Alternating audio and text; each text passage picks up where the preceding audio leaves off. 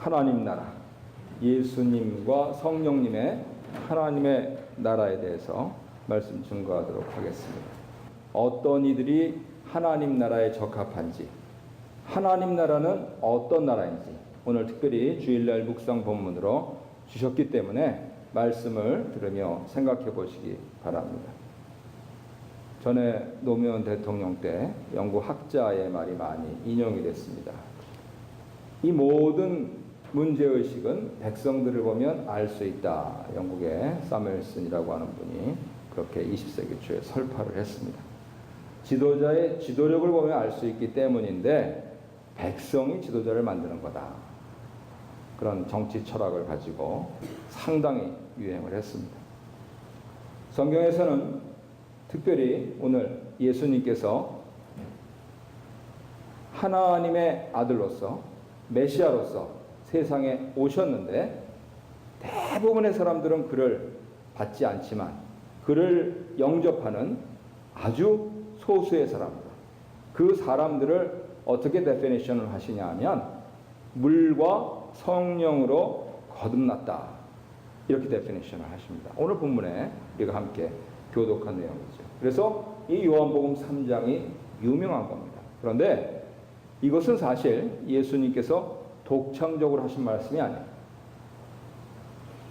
이스라엘 사람들, 지역적으로 유대 백성들이면 누구나 알고 있는 말이었습니다. 에스겔서 36장, 구약 1208페이지입니다. 이것을 받아서 물과 성령으로 거듭난다. 요한복음 3장에서 이리 말씀하신 것입니다. 분명한 데피니션을 갖고 있습니다.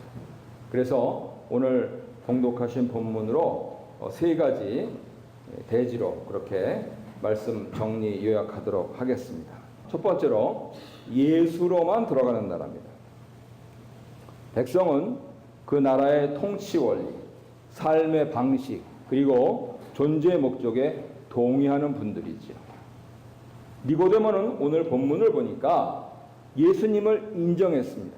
그가 예수님을 인정한 근거는 예수님의 표적을 보고 인정했다, 이렇게 전해집니다.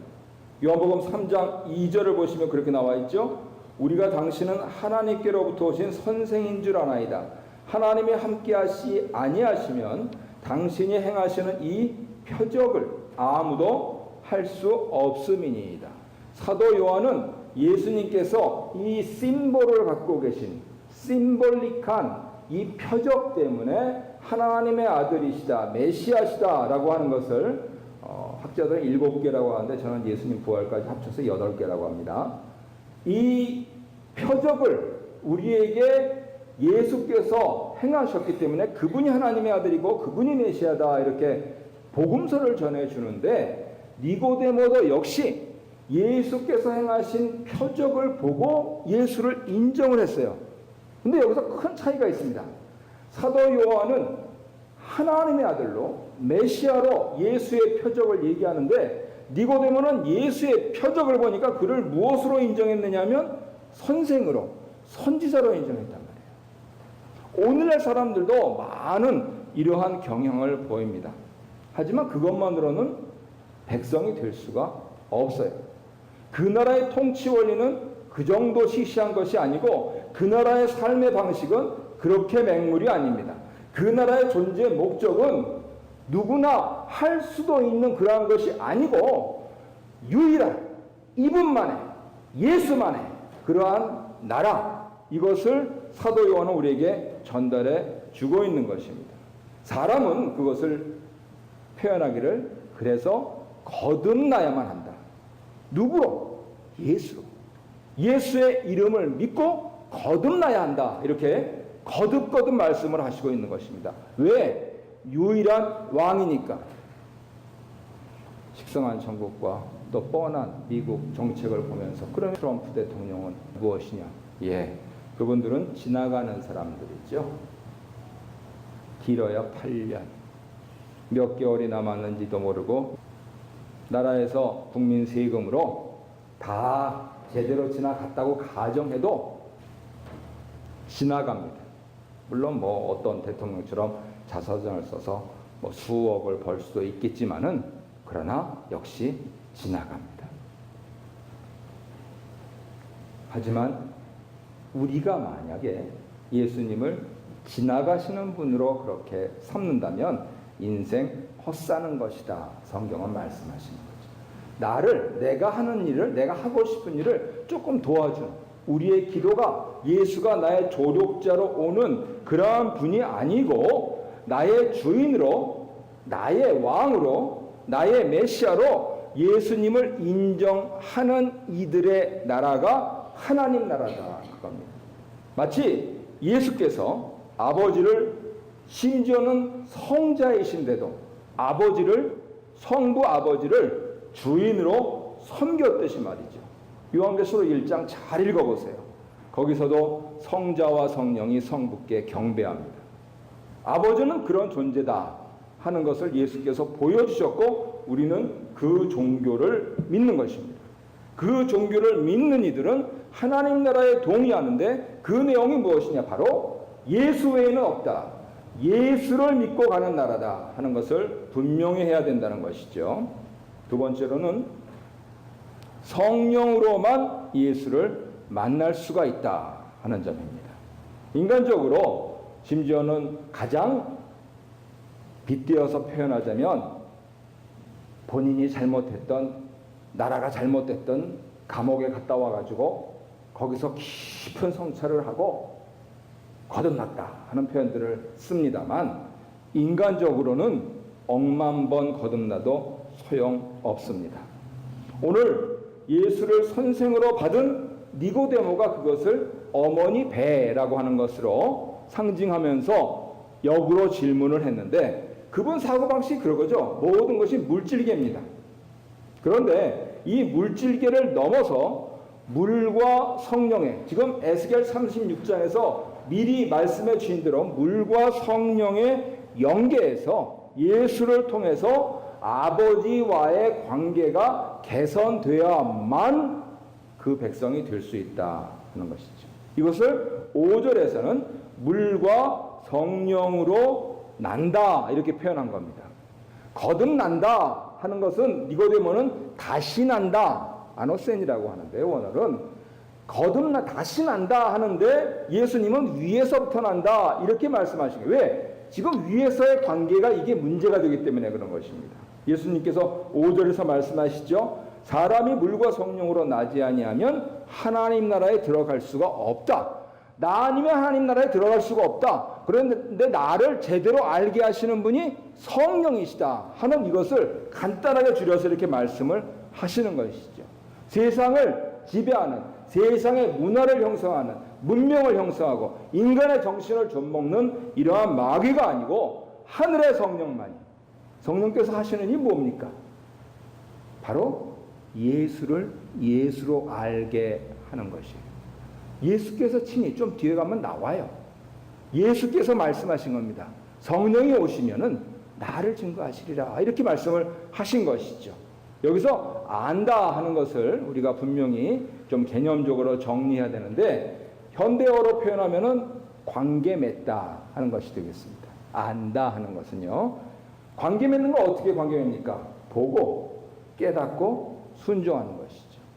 중요하니까 다시 할게요. 보고 깨닫고, 옛날 사람들은 여기를 혹은 여기를 댔습니다. 보고 깨닫고 순종하는 겁니다. 이게 관계 맺는 거죠.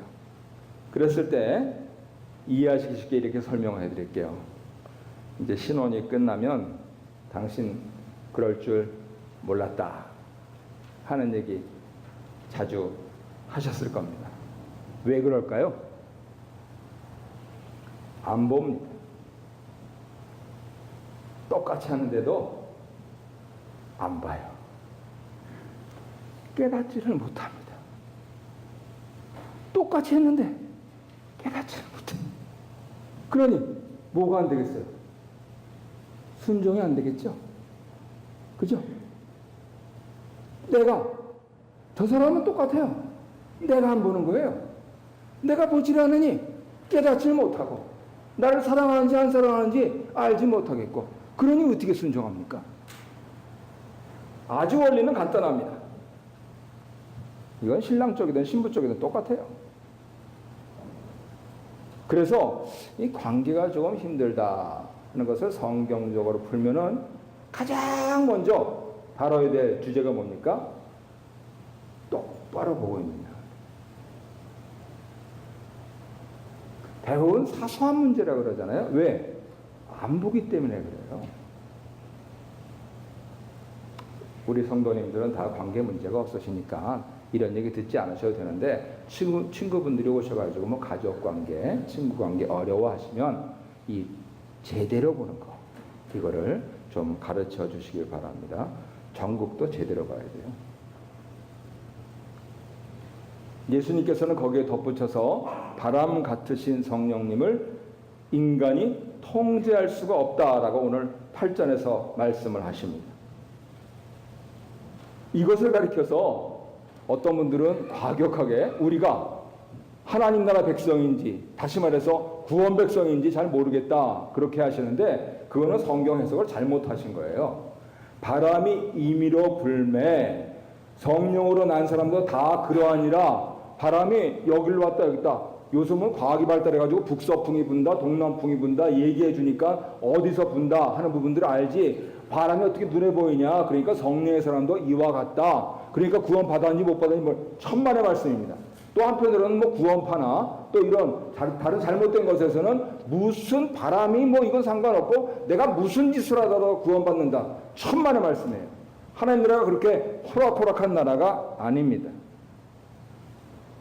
8절에서 말씀하시는 것은 뭐냐면, 내가 성령께 붙잡혀 사는지 붙잡혀 살지 않는지 믿는 이들은 깨달아요.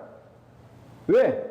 내가 제대로 보고 있는지 제대로 보고 있지 않은지 내가 알기 때문에 그래요. 이 관계가 좀 이상하다, 우리 부부관계가 좀 이상하다, 우리 우정관계가 좀 이상하다, 우리 교우관계가 좀 이상하다, 그럼 바로 묵상을 하는 거죠. 이상하네, 내가 잘못 보는 거 아니야? 하나님의 사람들은 이런 거예요. 그걸 잡을 수가 없어요. 하지만 믿는 사람들은 안다는 거죠. 나아가서는 예수로 내가 사는지 내가 살지 않는지 믿는 이들은 압니다. 왜요? 내가 순종하는지 안 하는지 내가 아니까는요. 그 말씀이에요. 그래서 허튼 소리 듣지 마십시오. 구원파 얘기 말도 안 되는 소리 듣지 마시고, 알지 못한다는 말도 안 되는 소리 하지 마시고 성경을 바로 해석하셔야죠. 바로 그래서 성령으로만 예수를 만날 수 있는 것이죠. 성령께서 우리를 새 창조하셔야 예수를 만날 수 있는 거고요. 성령께서 우리를 새 창조하셔야 예수 가족을 만날 수 있는 것입니다. 우리가 왜 교회 다닙니까? 바로 예수 가족을 만나려고. 예수 피로 거듭난 사람들을 만나서 나도 그 기운에 젖고 그 피에 적셔서 물과 성령으로 거듭난지 진짜 내가 거듭난 건지 알려고. 그렇지 않으면 우리 고명하신 여러 성각자들처럼 혼자 산에 들어가서 사시죠. 왜 교회로 모입니까? 이 아까운 시간에. 그래서 이렇게 세 번째로 정리를 해드릴 수가 있습니다. 하나님 나라의 백성은 부활의 십자가로만 사는 사람들이다 하는 것이죠. 예수와 예수 가족을 만나는 길은 내가 내려놓고 내려와야 가능한 겁니다. 우리 주님께서 십자가를 지시고 부활하셨기 때문이에요. 그게 바로 14절에서 예수님께서 상징으로 말씀을 하시는 겁니다. 모세가 광야에서 뱀을 든 것 같이 인자도 들려야 하리니. 예수님이 언제 들리셨습니까? 로마 그 십자가에 들리셨고요. 그 십자가에 들려서 완전히 죽으시고 성령께서 그를 다시 살리셨을 때, 사도행전 2장에 나와 있죠. 그랬을 때 이제 12제자와 500여 문도에게 보이시고 하늘로 들러 올라가셨잖아요. 바로 그거를 말씀을 하시는 겁니다. 예수님께서 공생애를 사시면서 무슨 말씀을 하셨습니까? 좁은 문으로 들어가라고, 생명길로 가라고 그렇게 말씀하신 것이 여기서 다르지 않은 것이죠. 선생으로만 예수를 만나러 하는 니고데모는 이것을 이해할 수가 없었습니다. 하지만 다행스러운 것은 저 뒤로 가면은요, 니고데모가 이 예수님과 만나고 나서 오랜 불면의 밤을 보낸 것 같아요. 그래서 많은 고민과 방황을 한 끝에 놀랍게도 니고데모는 예수님의 죽음을 준비한 사람이 되었습니다. 요한복음 19장 39절에 보면 이렇게 기록되어 있어요. 182페이지인데요. 일찍이 예수께 밤에 찾아왔던 니고데모도 몰약과 침향 섞은 것을 100리트라쯤 가지고 온지라. 한 리트라는 327g입니다. 철저히 준비했다는 것이죠. 십자가를 져야 한다 하는 것을 몸소 깨달은 사람은 사실은 예수님 주변에 있던 12제자 다 도망간 사람들이 아니고 일찍이 밤에 예수를 찾아와서 뒤통수를 꽝 하고 맞은 니고데모였다라고 요한복음 19장은 우리에게 전해주고 있는 것이죠. 그래서 하나님 나라, 그 나라에 들어간다. 바꿔 말해서 구원은 십자가와 부활 없이는 불가능하다 한 것이고, 이건 역시 예수님이 기상천외하게 발명하시고 발견하신 게 아니에요. 시간이 많이 갔으니까 같이 교독을 안 하겠습니다만 집에 가셔서 이사야 52장 13절로 53장 12절을 보세요. 이사야 선지자가 고난받는 종에 대해서 예언을 하면서 예수님의 이 마지막 생애, 그리고 하나님께서 그가 진실된 하나님의 아들이며 메시아셨다 하는 것을, 그가 속건제물로 드려짐으로써 그래서 대속제물이 되시고 하나님과의 샬롬을 여시고 그리고 이 세상의 구주가 되실 것이다 하는 것을 명명백백하게 예언을 해놓은 것이 바로 이사야 52, 53장에 있습니다. 이런 맥락에서 우리의 선생을 넘어서 우리의 왕이요 우리의 메시아이신 예수께서 이미 그 길을 가셨기 때문에 예수를 믿는 사람들은 적당히 편안히 갈 수 있는 길은 없다고 보시는 것이 좋습니다. 성령께 마음의 문을 여는 분들은, 예수를 깨닫는 분들은 어떤 상황이나 어떤 고난도 하나님의 뜻인가 하는 것을 궁금해하면서 피하지 않습니다. 이것이 익명성을 요구하는 현대 교인들이 굉장히 주의해야 할 내용이에요. 교회는 철저하게 자기 이름을 거는 것입니다. 내 아버지 어머니 때문에라도 그렇지만 그거야 이 육신적으로 그런 것이고요. 영적으로 성령께서 나를 피값 주고 사셨기 때문에 그래요. 내 이름 석자가 그렇게 중요한 것입니다. 이걸 어려운 말로 표현하면은 지역교회의 공공성이라고 표현합니다. 왜 십자가 부활의 종교인 기독교가 이렇게 지역교회로 흩어져서, 특별히 부역 모일 때마다 우리의 기도 제목을 놓고 하나님 이걸 좀 들어주세요, 아무개는 이런 것이다 라고 하는 그 교회가 공공적인가 하는 것을 표현하고 있는 것이고, 현재 식상한 이 전국에서 교회가 제대로 자리매김을 못하고 있는 이 사고방식이 없으니까 그래요. 예수 믿는 것이 결코 만만치가 않습니다. 하지만 쭉 가시는 분들은 우리로서 성령께서 2000년 전에 나사렛 예수를 부활하게 하신 것처럼 살아서도 죽어서도 반드시 다시 일으켜 주십니다. 그것을 위해서 우리가 1, 2월에 요한복음을 묵상하고 있는 것이에요. 우리가 잘해서 잘나서 그런 게 아니고 모두 다 하나님의 은총입니다. 하나님 아버지와 관계가 개선됐기 때문에 우리가 이 삶을 쭉 갔잖아요. 여기서 돌아가실 수도 있어요. 우리 자녀들은 쭉 가겠죠. 그런데 그 위에 하나님이 늦은 비와 이른 비로 은총을 내리셔서 그래서 기독교인들은 힘을 내서 살 수가 있는 것입니다. 정리하도록 하겠습니다. 하나님 나라는 오직 예수, 오직 성령, 그리고 오직 십자가 부활을 사는 백성들의 나라입니다. 그러니 있다, 없어질 이런 것들에 미련을 두지 말고 위로부터 내리시는 거듭난 시각으로 볼 수 있는 그러한 은총의 나라에 기대어 사는 것이 참된 지혜가 될 것입니다.